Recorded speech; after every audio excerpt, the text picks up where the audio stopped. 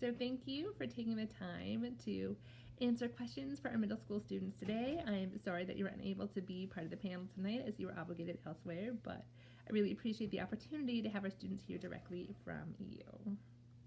So I'm going to start with this first question. So what/is your belief in God affected by the belief of your family, and does it still affect it? So basically, does the beliefs of your family members impact your own personal belief in God? It's an excellent question.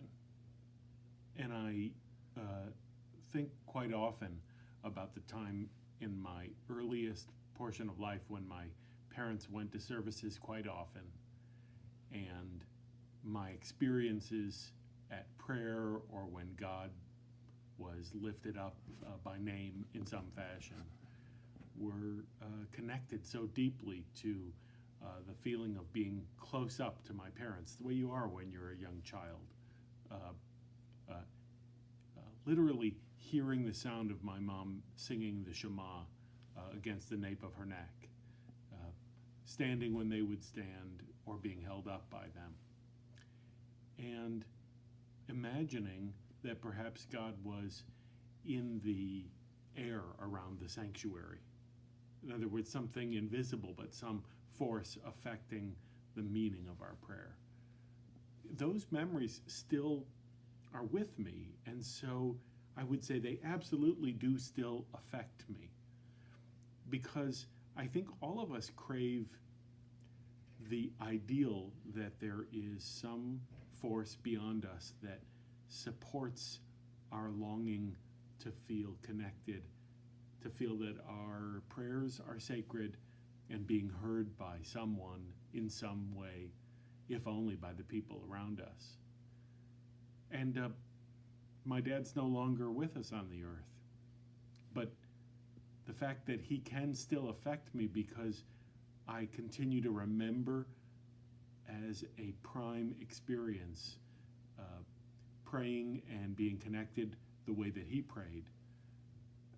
I think that's just a sign of something that is sacred and holy unto itself. So yes, absolutely, our family's experiences can affect us, and I know for me, it still is the case. Excellent. So I'm going to ask you a follow-up question. So you talked about you as a child. Any sort of impact that raising your own family has had on your belief in God? Well, certainly when you are raising a child, you are attuned to the things that they are discovering about the world around you that you've taken for granted. And they navigate questioning what's happening in terms of beliefs about the world, and they navigate that through the answers you give them. Not always the answers in the words you give them, but the actions you take. I've benefited quite often from discussing things that I'm struggling with my children. My daughter and my son each have an ability to pay attention that to me is absolutely sacred and holy, and so they're paying attention to me as their dad, not as some rabbi in their life. I'm a person navigating the world alongside them, and they teach me all the time. I'm thrilled that they speak honestly with me and filled with hope for a world that is better, because all of us together are striving to make it better. Beautiful, thank you. Hang on, we're going to move to the next question off the list. This is a big one. What do you think happens after people die? Oh gosh, what happens after people die? Yeah, in 2 seconds or less. Well, there's simply no way for us to absolutely know here living in this life that we're in. But Jewish wisdom has brought about several answers to this question. You search the Torah and other Jewish texts, and you find that this question was asked many, many times. In some cases, people imagined, and I think that they had something going on here, something good. They imagined some kind of reunion of souls occurring between us and those who came before us after this life. They called it in the Torah resting with your ancestors because they saw it as a positive ending, that when you die, and it's a blessing, that you in some way are reunited and at rest with those who came before you. There are other expressions, though. There are places that the Torah describes someone dying and going to, in some kind of torment, in some kind of questioning, soul-searching way. And that too seems to be truthful. You certainly do experience, as you grow older, more people who die, and therefore more people who die in different feeling tones. Some who are pleased and accepting of their life, and others who die really questioning what its meaning was. All of the different possible meanings that the Torah and our tradition and our friends and our family tell us, they all seem to have this one single ideal running through them. And that is that our spirit, our soul, carries a kind of immortality. It's held continually, including through the memories that others gave us while they were alive, but also held continually for safekeeping by those who are in generations after us. In other words, our bodies are just carrying that soul. But that soul, that spirit is immortal. It continues to affect the world around it. And that's certainly something that I believe about the world. And I hope to, as I grow closer to the age where I would contemplate what happens when I die, I would certainly hope to know that generations after me, people are remembering what it is that I stood for and wouldn't stand for in this life. Very nice. I do think that's an endlessly interesting question. Yeah. So can you be Jewish and also a different religion, in your opinion? I think the question is asking, can a single person be Jewish and another religion at the same time? And the reason I have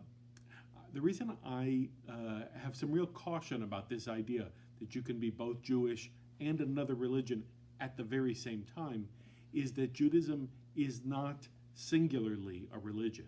Yes, there are religious values and ideas, spiritual ideals, and I'm a rabbi. I teach about them all the time.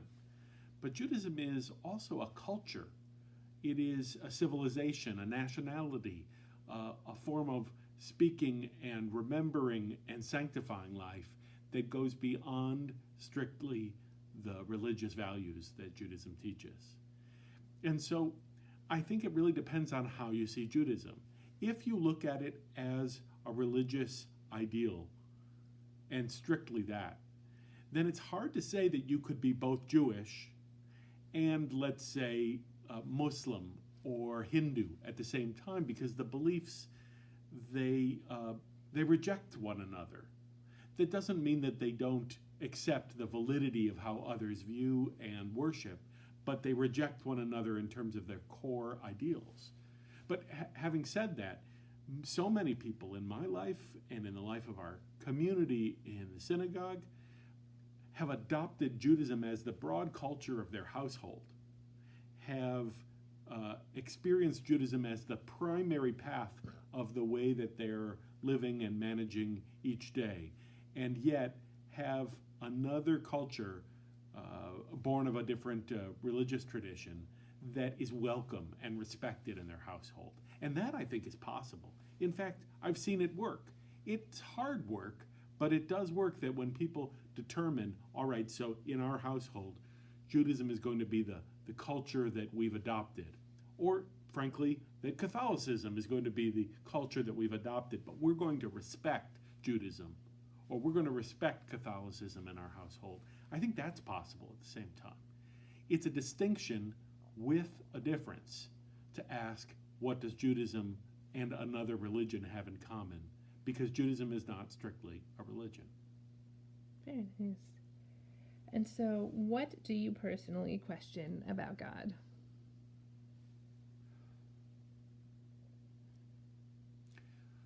What do I question about God?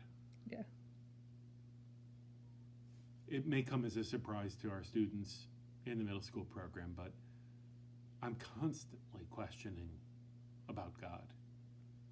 And the questions are a combination. Some are very hopeful and curious. In other words, I'm curious, what does God want of me? If there is a God, what does one God of any of us, human beings living in this world at this time? That comes from a hopeful place. But more often than not, I'm questioning about God, why things are the way they are, including the sadnesses and the injustices that occur around me. There's so many people who, when they think about believing in God or believing in the ideal of a God, imagine that God has a plan that is precise and invested directly in each and every individual, that God has already determined what will be the course of my next experience and how will it result. If I have a medical test, will it turn out positive or negative? And is that good or bad? And how will it affect me? In all of my experiences, I haven't found that to be so. I don't, even if I'm wrong, I don't believe that there's a God who's deciding to zap one person's medical test and to enhance another person, and whether or not that God is righteously judging each of those individuals, because I've certainly met many people who are decent, resilient forces for good in the world who had terrible things occur to them, and other people who were corrupt and dishonest and wasting a lot of time on this earth, and yet their health and their well-being seems to be going fine. In other words, I'm questioning not just why does bad things happen to good people, but why do good things seem to happen to bad people? So I have a lot of questions for God and about God, and I don't only want God's answer. I'm really eager to understand every person around me and their answer. There's a teaching in the prophet Isaiah.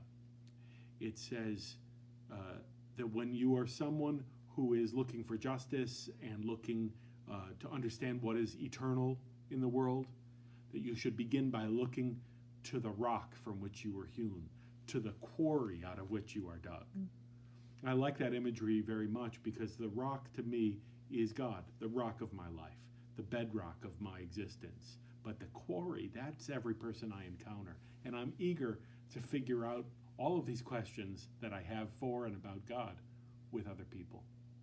Excellent. So that leads me to my last question for you. So what does God mean to you? I think I just answered that in a way. That is to say, God is the rock of my life.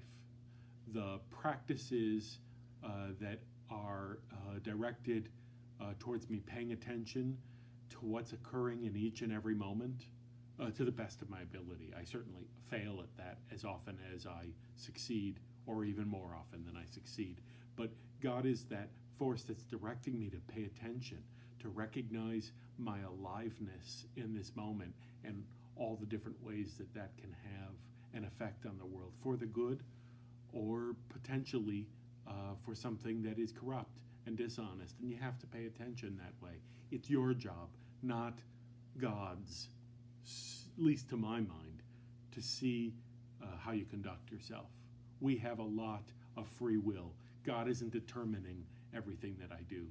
But I pray that God will continue to inspire me to manage to live a better life and to live a life that matters in this on this planet that I've been growing up in and continue to grow up in. Excellent. Well, thank you so much for taking the time to answer these questions. And if the middle school students have questions, can they get back in touch with you with them? I would love it. Awesome. Absolutely. Awesome. Thank you. Sorry for that call coming.